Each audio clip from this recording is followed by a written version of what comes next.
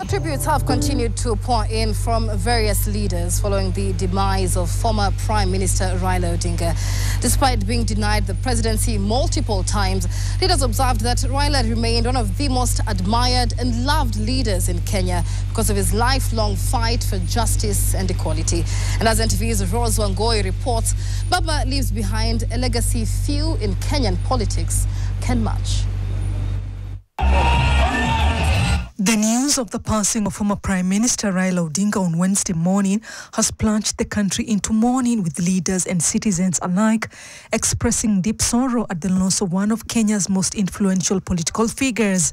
Members of the National Assembly have been directed to wear somber clothes for a special sitting on Thursday set aside to mourn Raila Odinga. Speaker Moses Wetangula announced these moments before the House observed a minute of silence during the afternoon session. We will all remember our Prime Minister as a great Pan-Africanist, the foremost son of Africa and our great nation. I am still coming to terms with what has happened because, Mr. Speaker, some of us had very, very deep relationship with our leader, and we knew death will come one day, but we didn't expect it now.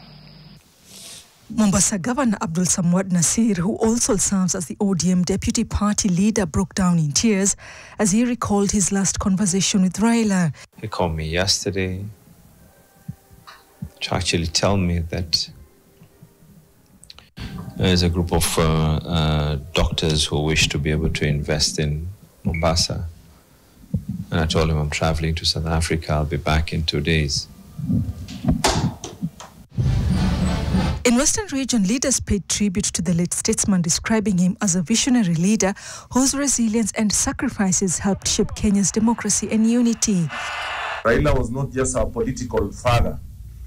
He was also our good friend. He was our mentor. A towering figure in the second liberation struggle, the father of devolution, the founder and the leader of the Orange Democratic Movement. Honorable Raila was a statesman par excellence. A giant of our time, a champion of democracy, and a beacon of hope for millions. Raila Odinga's life was defined by courage, resilience, and an unshakable commitment to justice and equality. This is a time for us to come together and mourn this great man and look forward to Kenya being a unified country. May his death bring unity to the people of Kenya.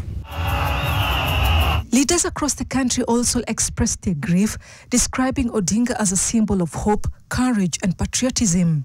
Kenya has lost not just a politician, but a revolutionary, a visionary, and a singular force whose shadow stretched across the most consequential 5 decades of our history. Even when he was sick, we prayed for him. We encouraged him. When he was down, we used to visit him in Karen to sit with him and tell him, no, life has to continue.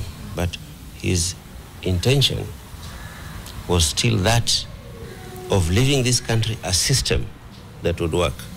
Sioni kama kuna wakati historia ya kisiasa tutaweza sahau ile mambo Raila Amolo Odinga amefanya. Mkumbuke pia kwa machungu aliyopitia katika kutetea haki na demokrasia kwa jumla. The death of Raila Amolo Odinga should bring us Kenyans together as one thing, irrespective of our tribal affiliation. For most of his political life, Raila Amolo Odinga has been seen as a symbol of resistance and political reform, and his death leaves a vacuum about who can fill his shoes and carry on his legacy.